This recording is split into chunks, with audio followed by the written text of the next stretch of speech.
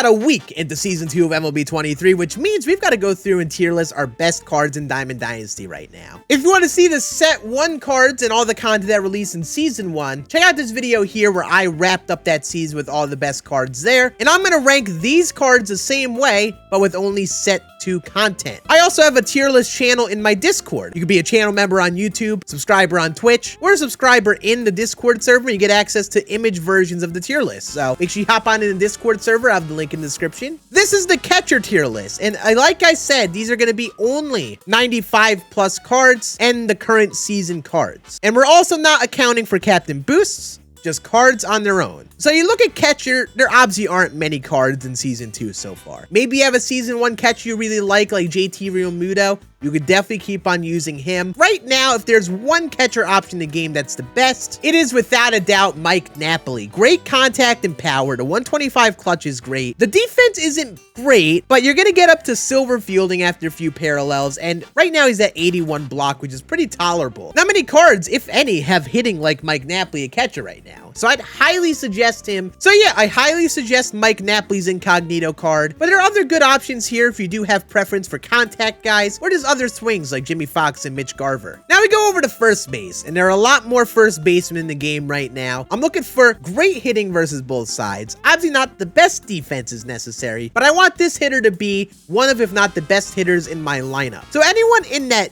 B, A, and S tier are probably the best options to use, but you're probably looking for A and S tier especially. I think they're bringing enough hitting to actually make this worth it on a Hall of Fame ranked seasons push. I think the #1 pick for many people is going to be Frank Thomas in the Battle Royale program. I end up getting him, and just the hitting is very well rounded. I will say 106, 101 versus right isn't super impressive, but it's pretty good. Also, Frank Thomas is one of those first basemen who's a very big bodied person. He kind of can play a bit above that 60 fielding over at first base, but obviously higher fielding does matter when scooping balls. Someone like Frank might end up being better at DH. Speaking of other DH options, I think David Ortiz is going to be another option if you don't go to Frank Thomas route, but he's one of the better hitters in the game, especially versus righties with max contact and power versus righties, along with max clutch. Or if you want someone who's a little bit more well-rounded, you can't go wrong with Scann Musial. Silver fielding at first is honestly better than those other two options. He's got max contact versus both sides. He's got the reverse split, so he's going to have 119 power versus left. Honestly, I'm considering taking this card for World Series and running him in right field. He's a lot like Babe Ruth's 99 of last season, but has some different things, like he's got better vision than Babe Ruth. So I'm anxious to see how a card like this would play. But yeah, chances are one of those three first basemen, along with 99 Bryce Harper or Josh Donaldson, are all pretty good options for you. If not, someone in that A or B tier can definitely play at first base. Now we have second base, and for me, I want solid enough defense at second, probably some speed if I can get it. I like having speed in center field and the middle infield, just for a balanced lineup to get that nice little speed type player on the team. Just like with first base, you could get World Series and get Ian Kinsler, and you're getting a little bit less contact. 96, 101 is a little worse than some of the other options here, but Ian Kinsler is going to bring pop, especially when you pair it with 95 fielding and 87 speed. He has that Adalberto Mondesi, Eugenio Suarez type swing,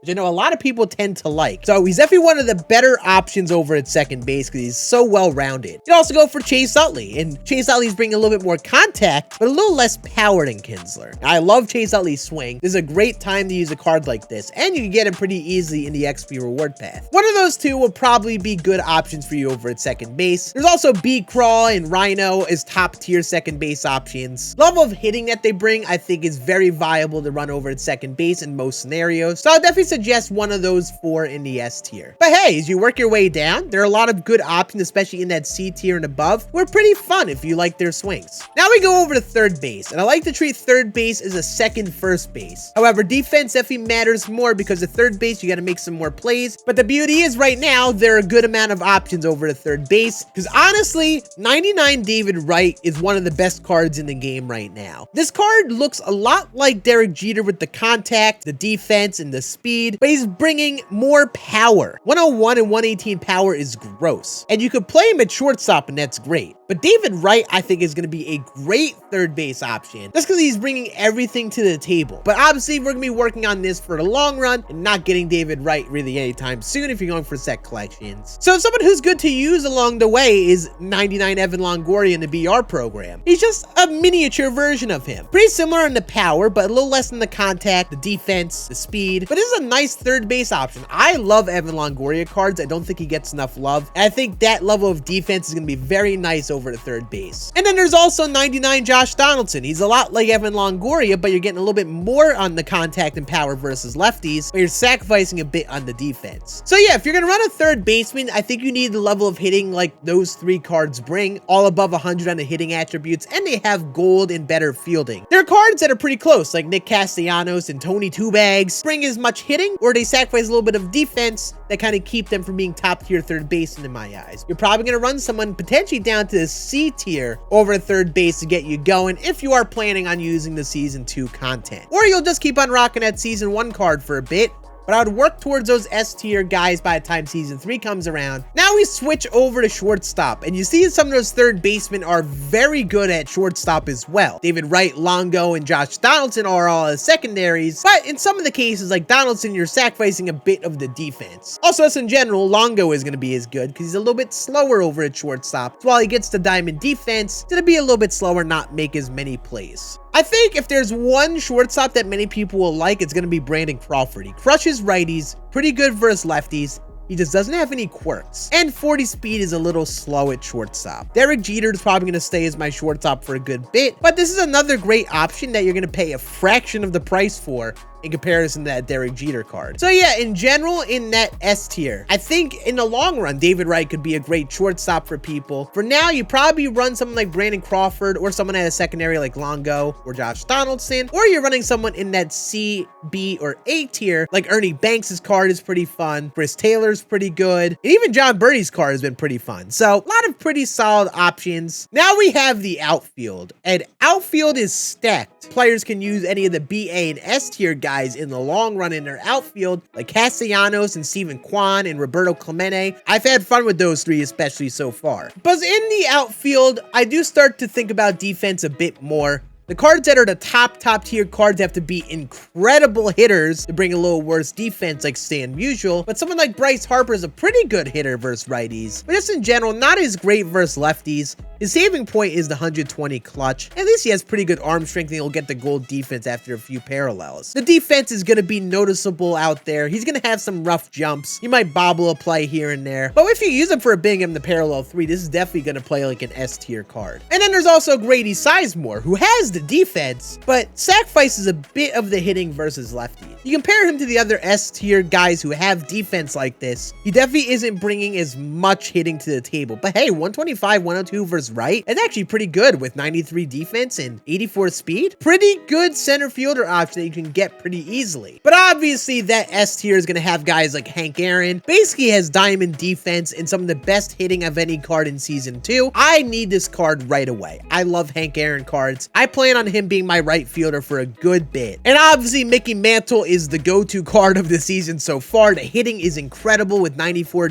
fielding and 96 speed, but obviously very expensive, so I don't picture that many people having him. So you can get someone like Willie Mays, and his main sacrifice is the clutch. That's the really only downside of this card, of course, other than it being Willie Mays and his swing somewhat being difficult. But a card like this is definitely still a top tier option. Is he worth the 70k? I think so, especially if you are running mainly season 2 content. But as of right now, there are probably other outfielders in season 1 you are still rocking. I think you're not making any upgrades as of right now, unless there are 1 or maybe 2 players you really like. So with 2 seasons of content in play, obviously the S tier is who you want to shoot for, but not every one of those cards are really necessary right now. I'm planning on trying all of them, or at least as many of them as I can, because I really do want to get a good team heading into season 3. Now we have starting pitching. I have to say, season 2 starting pitching is a big jump up from season 1. I felt like with season 1, there weren't many easy to obtain middle tier pitchers like from Team Affinity. There were a lot of cards that were just So I feel like this season gave us a good amount of versatility. Like Lance McCullers honestly is a very good pitcher. I think he's the best pitcher of the Team Affinity bunch. He's got the sinker cutter, 111 hits per 9, along with Jacob deGrom. Jacob deGrom's got to be up there. Yeah, he's sacrificing a little bit of the hits per 9, and good hitters will hit him with the velocity. But Jacob deGrom's always one of those pitchers that people struggle against with the outlier four seam and the fast slider. So while he's sacrificing a little bit on those attributes, this man is going to be pretty solid nonetheless. And you can get these cards out of Team Affinity. I think these cards are honestly better than even Dustin May, who people use a good bit in Season 1. If you want to go for a good ace-level pitcher, Justin Verlander is going to be pretty good. He's a little bit better on the attributes than Jacob deGrom, but also has pretty good pitch mix. Outlier four seam, pretty good cutter. Obviously, Verlander cards pitch pretty well, pretty consistently. He's not as good as previous Justin Verlander cards, but he's definitely a very good option right now if you're looking for a top-tier starter. But in that S tier, if you're going to choose one or maybe two pitchers to be that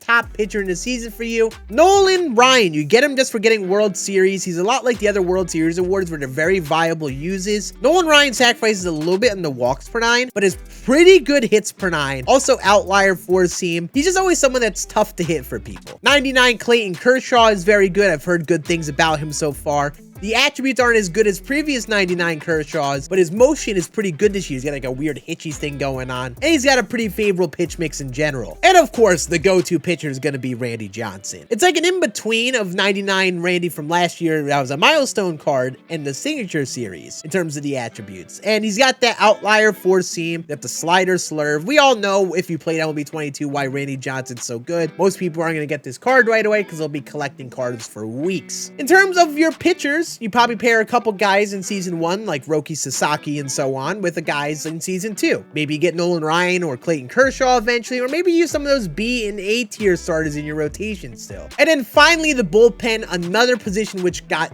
way better this season. Pitching definitely caught up a bit to the hitting, because Season 1 really didn't bring that many dominant relievers. Some of the guys like Gagne and Devin Williams had only a few pitches. Maybe you like more of the control type relief pitcher like me. I love Mariano Rivera cards. And this card is gross. The 118 walks per 9, very underrated. He's going to locate really well. Maybe you want a pitcher like Mariano Rivera, but with a little bit more velo, so you go for 99 Kenley Jansen, and you can get this card just for doing top snap. That is absolutely worth the time. Maybe you want to go all in on the velocity in a righty and get Goose Gossage. I've enjoyed him so far, the outlier four seam plays. Or maybe you have some stubs to spend and want to get a top tier lefty and you go for a Aroldis Chapman. This is a very solid lefty reliever. But yeah, in terms of Season 2, you have a lot of good options in that A, B, and even C tier that you can use in the bullpen still. You could have a way better bullpen already in Season 2 just by getting those first 4 cards. And if you want to see my current Season 2 team, this is who I am running. These are just cards released in Season 2. I think there's a fun mix of cards in that Team Affinity program that you can get not too badly. You can make a pretty solid team with just Season 2 cards if you are grinding Team Affinity and such like I am. If you want to see my God Squad, this is what it looks like. Honestly, there isn't much change in the lineup. I'm going to get Frank Thomas. I'm going to put David Ortiz in somehow. I don't know exactly what I'm going to do. A lot of Season 1 cards I was using like Jeter and Sammy Sosa are still out there.